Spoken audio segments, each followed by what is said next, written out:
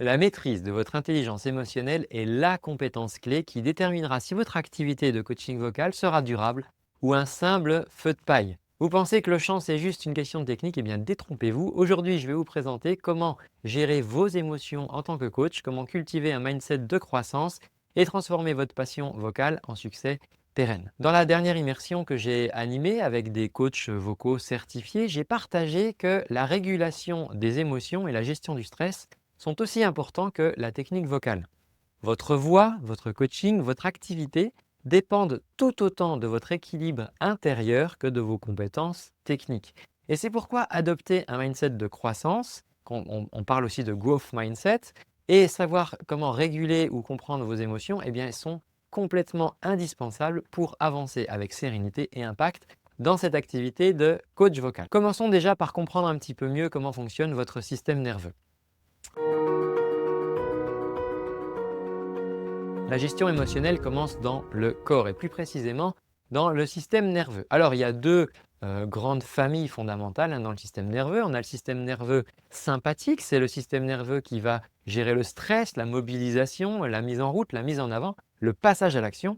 Et on a le système nerveux parasympathique qui va être responsable de la détente et peut-être du ralentissement, voire de l'abandon.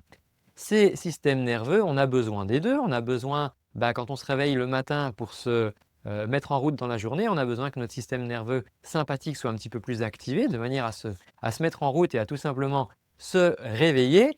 Mais par contre, si ce système nerveux sympathique est trop activé, on va devenir irritable, on va devenir très stressé, désagréable et peut-être qu'on va finir par se griller. À l'inverse, le système nerveux parasympathique qui est là, qui nous aide pour la digestion, qui nous aide pour s'endormir, s'il est vraiment trop activé et qui nous ralentit trop, on peut se retrouver carrément dans un état presque de burn-out où je me retrouve au lit, je ne peux même plus le lever, j'ai plus la force ou en dépression tellement voilà, j'ai plus assez d'énergie parce que mon système nerveux parasympathique est vraiment trop activé. Donc on voit que finalement, on a besoin de réguler ces systèmes parce qu'on a besoin des deux. On a besoin d'être des fois en énergie et des fois on a besoin d'être un petit peu plus calme. Et ça en coaching, ça va être hyper important si vous voulez synchroniser votre énergie avec celle de vos coachés. Imaginez que vous soyez très speed et vous arrivez dans un coaching très speed avec face à une ou un coaché qui a besoin lui plutôt de calme. Il faut que vous appreniez à réguler votre système nerveux. Si à l'inverse, vous traînez la patte, vous êtes très mou, vous avez très peu d'énergie, ça va être compliqué pour vous de mettre de l'énergie dans le coaching vocal et vous êtes responsable du cadre et de l'ambiance qui est créée dans le coaching vocal. Et donc, si vous amenez très peu d'énergie dans le coaching vocal, il est fort probable que vos coachés n'en mettent pas non plus. Donc, voilà pourquoi ça va être intéressant de réguler votre système nerveux. Et pour ça, on a un exercice alors qui est assez connu voilà, dans le monde du système nerveux. On parle de box breathing, une respiration au carré. Et c'est très simple, je vais vous la dessiner au tableau.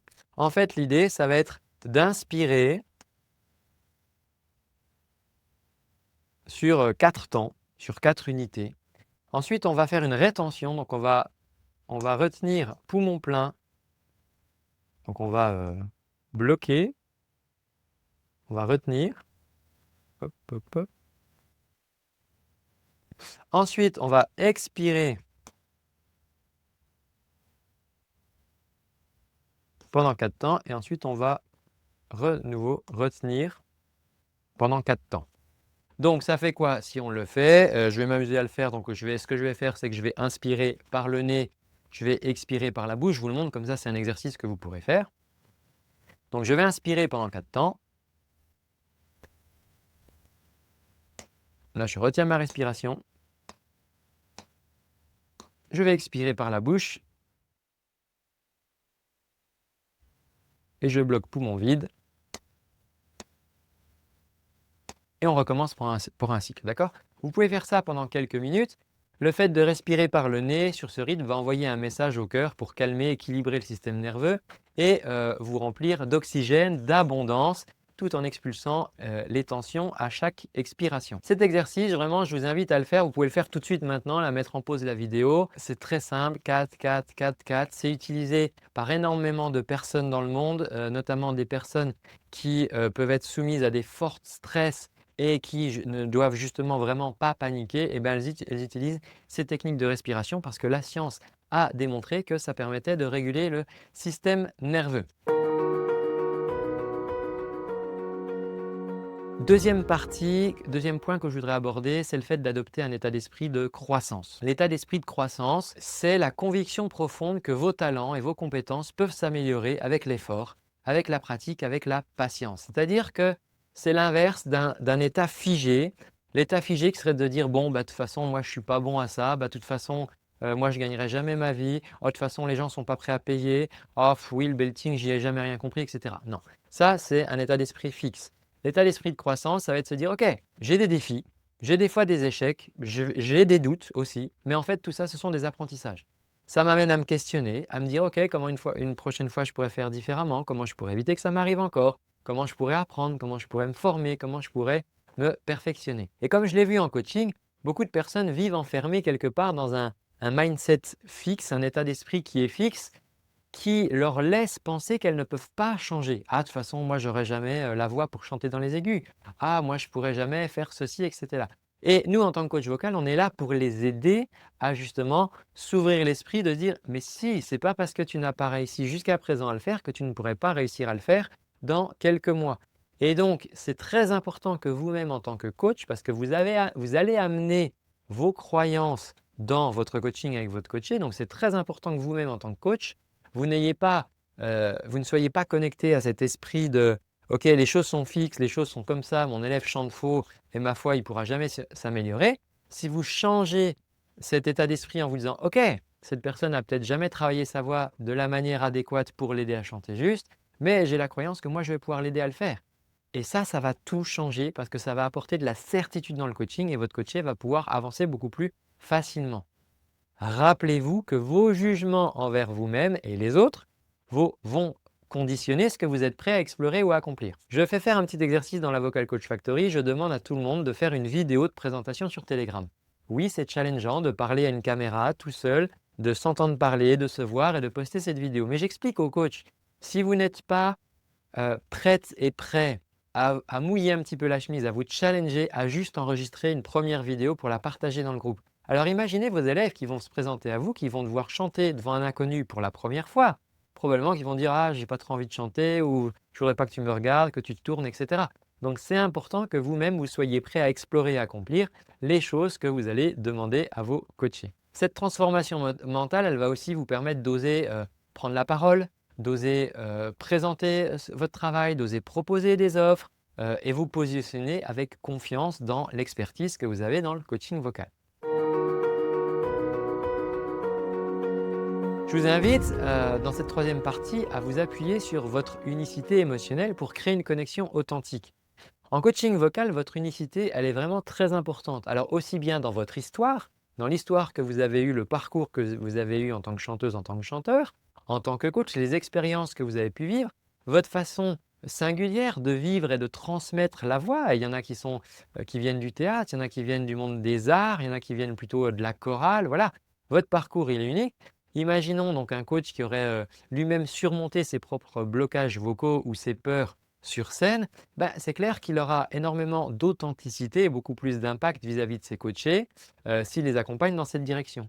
Il faut bien comprendre que votre passé, que ce soit vos succès ou même les blessures que vous avez pu vivre, eh bien, elles font partie de ce que vous êtes aujourd'hui et donc elles font partie du coaching, du style de coaching que vous allez pouvoir apporter à vos coachés. Il faut comprendre que votre vie entière finalement est une source de connexion avec vos coachés. Alors je ne vous dis pas de raconter votre vie à vos coachés, ce n'est pas ça. Sauf que tout ce que vous avez vécu, c'est imprégné en vous, dans votre esprit, dans vos cellules et forcément, que vous y croyez ou pas, il y a cette vibration qui émane de vous qui fait qu'il y a des choses qui vont résonner ou pas avec vos coachés. Donc être authentique, ça va vraiment vous aider d'attirer à vous les bonnes personnes, les bons coachés et les personnes qui vibrent avec vous, qui sont sur la même longueur d'onde. Vous connaissez cette phrase, la longueur d'onde, c'est une vibration. Et donc ça va attirer à vous bien des gens qui sont prêts à investir dans vos valeurs. Et ça va nourrir durablement votre motivation et votre plaisir à accompagner année après année vos coachés. Alors voici maintenant quelques conseils pratiques pour intégrer l'intelligence émotionnelle et ce mindset de croissance dans votre coaching. Première chose, moi je vous invite vraiment à pratiquer régulièrement la respiration au carré pour vous recentrer en situation de stress ou de doute. Moi-même, j'ai des pratiques respiratoires jusqu'à 3 fois par jour pour recentrer mon système nerveux et c'est incroyable de voir comment je peux traverser des défis ou résoudre des situations problématiques juste en rééquilibrant mon système nerveux et en ayant tout d'un coup beaucoup plus de clarté. Même avec un coaché qui peut-être pourrait m'énerver comme ça, brûle pour point, et de me dire: «OK, si je peux me recentrer et rééquilibrer mes systèmes nerveux, comment je peux aborder cette situation?» Et là, tout d'un coup, je deviens beaucoup plus aidant. Alors que si je suis énervé, je perds mon pouvoir de coach vis-à-vis de mon coaching. Ensuite, je vous invite aussi à faire un petit exercice de journaling, de repérer vos jugements récurrents, que ce soit envers vous-même ou vos clients.